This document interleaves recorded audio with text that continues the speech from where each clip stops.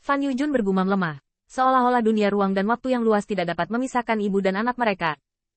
Kaisar Shenxiang menggelengkan kepalanya dan menggelengkan kepalanya, dengan akurat mengatakan bahwa dia telah mencapai titik di mana dia bahkan bisa berdiri tegak di atas lututnya kapan saja.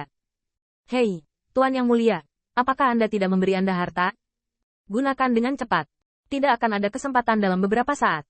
Ledakan. Sebelum transmisi suara Kaisar Dewa Gajah jatuh, mereka melihat turbulensi lain dalam ruang dan waktu di depan mata mereka. Gejolak ruang waktu ini seperti tsunami, cukup untuk menelannya seketika.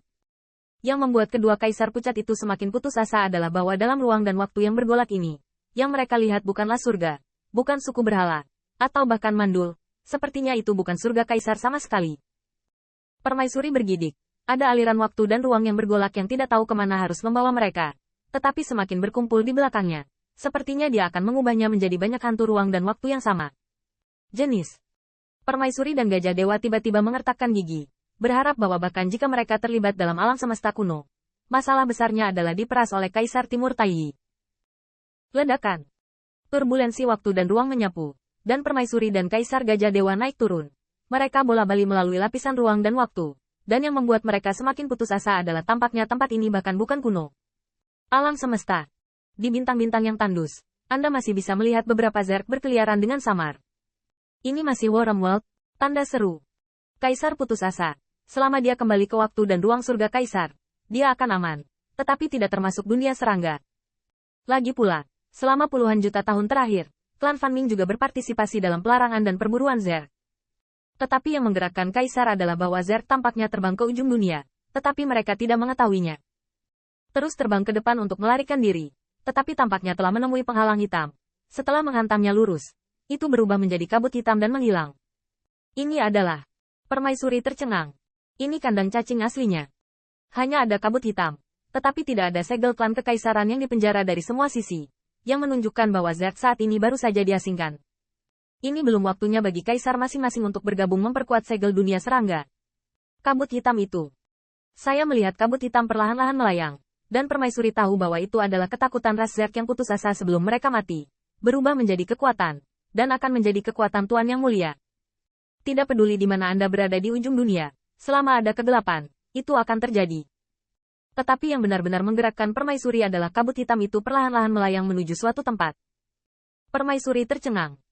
Karena dalam keadaan normal, kabut hitam ini akan bergabung ke dunia, seolah-olah menghilang, tetapi sebenarnya ada di dunia, dan akhirnya diserap oleh Tuan Yang Mulia. Tetapi pada saat ini, ia melayang begitu saja.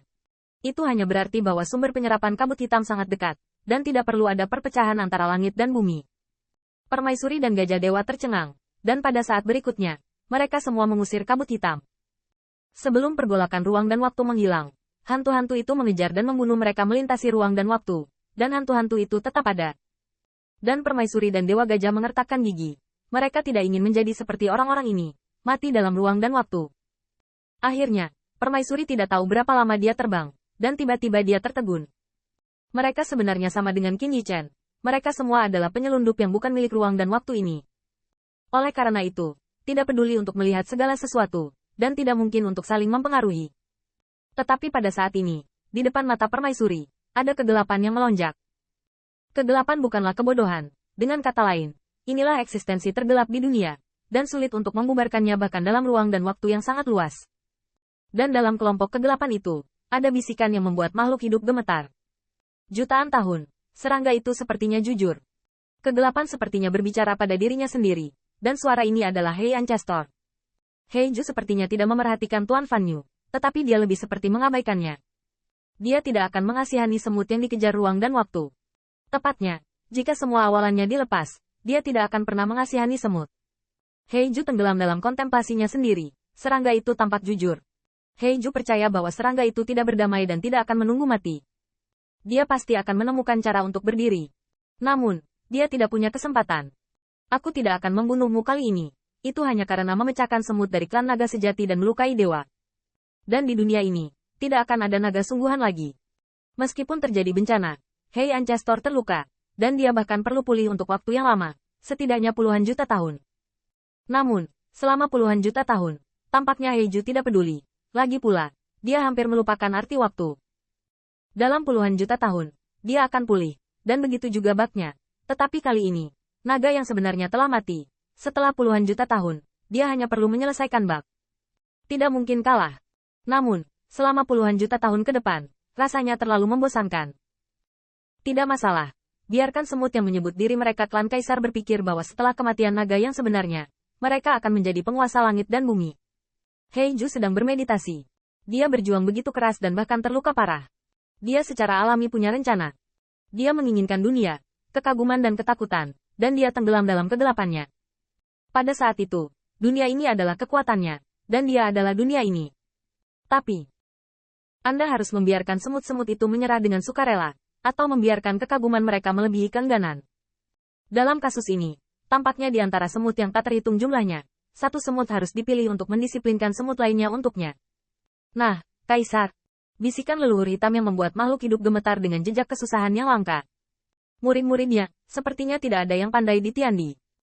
Bagaimanapun, setelah mereka mengikuti diri mereka sendiri, mereka semua mengira mereka telah menyingkirkan level semut.